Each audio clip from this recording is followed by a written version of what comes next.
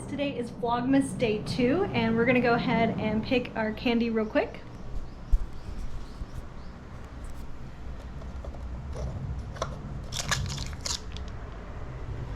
Ooh, okay.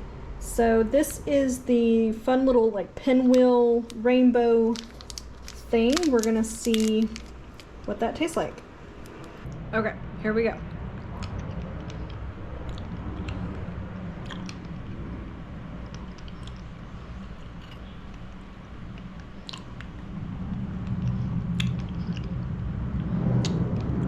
Well, it's good. It's a little disappointing. I don't really taste a flavor. It's just sweet.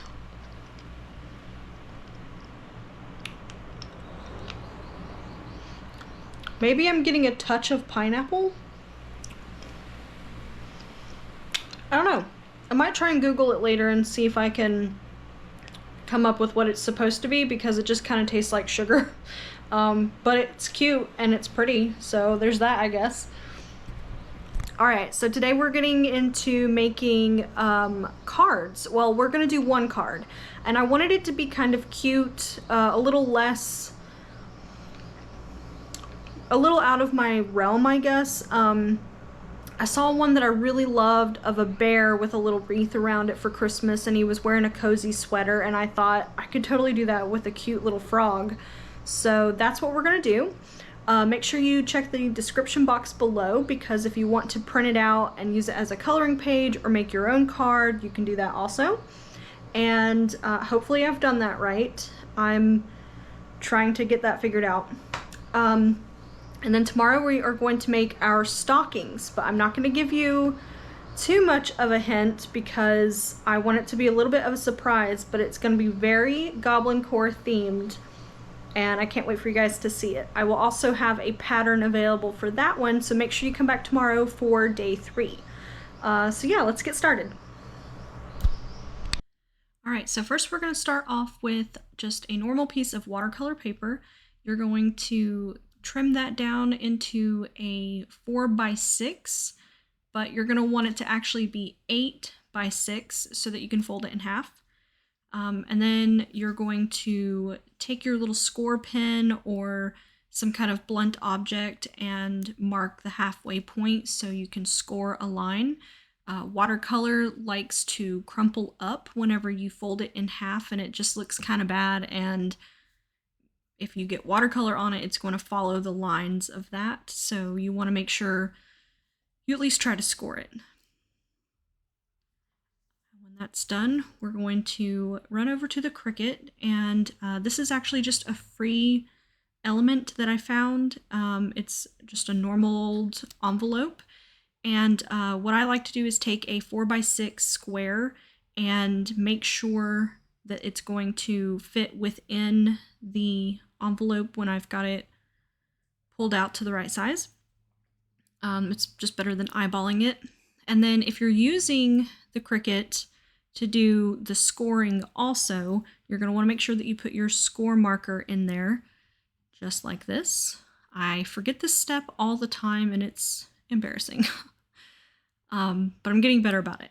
So this is just normal cardstock. I think I got it in the scrapbook section here on base at the Arts and Crafts department. You're going to load everything up the same way and let it score first, which I'm going to show in like normal time because I think it's really cool. And then it's just going to cut it like normal.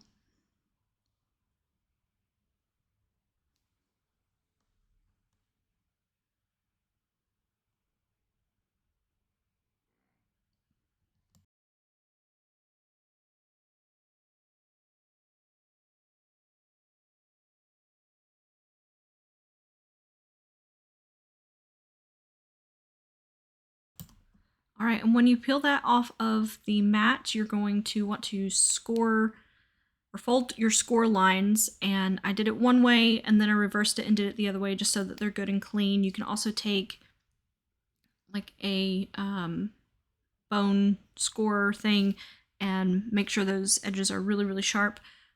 The most important thing though is that your little 4x6 card will fit in there, and it does. So moving on to the next thing. Okay, so I want to apologize for any of the jets that you might hear. I really can't do anything about it. But anyway, so we have our card here. You probably just saw that I cut this out in the clips before. This is a 4x6 card, but of course it has to be 8x6 so that you can fold it in half. And then you also saw that we went ahead and cut our envelope out on the Cricut.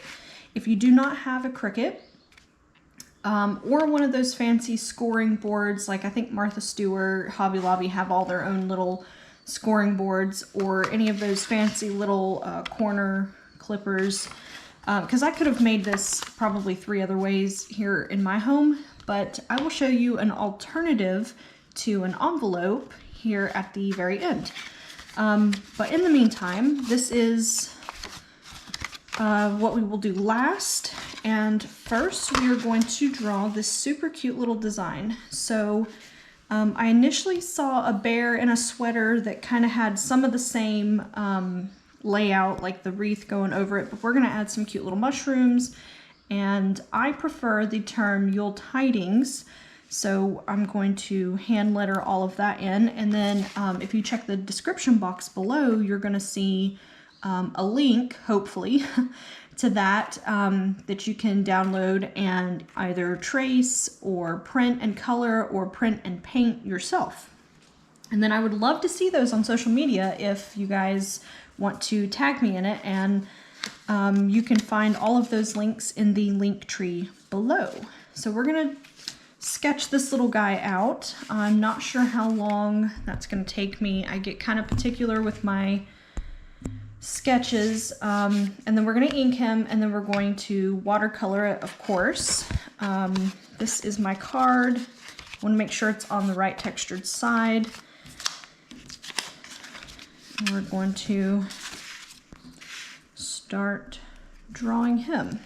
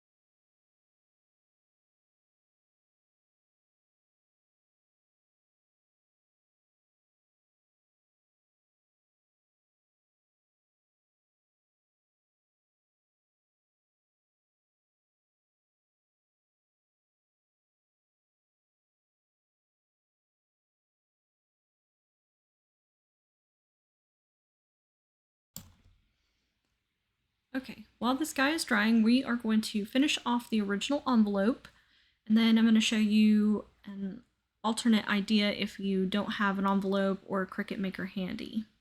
So I'm using some double-sided tape, and of course you could do just a glue stick or even some regular tape if you wanted to. Just as long as your card fits down in there. I'm not going to address mine or anything like that yet because I'm really not sure what to put on the outside of it. I also have no idea what I'm putting on the inside of this card just yet. But it fits, and that's all that matters. But alternatively, you could also make a belly band. Journalists like scrapbookers and like junk journal people like to use belly bands to hold big books together so that, you know, they're not just like flapping open. It's a good way to bind something non-permanently, I guess. So this is about a 1-inch strip of the same paper that I made out of the envelope. I had lots left over from that 12 by 12 sheet. So the idea here is not to make it too tight so you can slide the card down in it, but it holds it closed, so it's not just an unfinished piece, I guess. I'm going to trim this back a little bit so that the seam seems more intentional and put a sticker on it of the same theme. It's just a little mushroom. I thought it was pretty cute. But you could also turn it around and make sure that the seam is in the back, and that way you have all the room in the front to address it to somebody the same way that you would an envelope. But of course, you know, you can't mail it like this. You would have to hand deliver it, but it would save you a ton of paper and even some time because they're really, really easy. You just take double-sided tape like we did on the envelope. I put it on the right-hand side of this flap so that I knew how far to go since I cut the seam short. Again, glue would work just fine here. And then I'm going to double check that it fits in.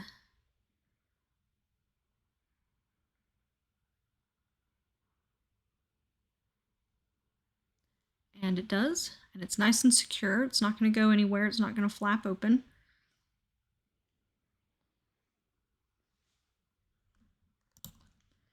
So I just chose this really cute morel mushroom sticker. I'm going to turn it to the back and put the seam on the back so I can address the front of it if I decide to use the belly band instead of the envelope. But that's just another idea if you guys don't have access to making that, or, you know, if you don't already have one at home. But I really hope you guys enjoyed this video. I think he turned out really cute. I'm probably going to make him as a print at some point. And I can't wait to see what you guys do with yours. So make sure you tag me on social media. That would be awesome. But here's a little clip of me turning it into the digital form on my iPad. And yeah, I can't wait to see you guys tomorrow for Vlogmas Day 3. Don't forget to like, comment, and subscribe.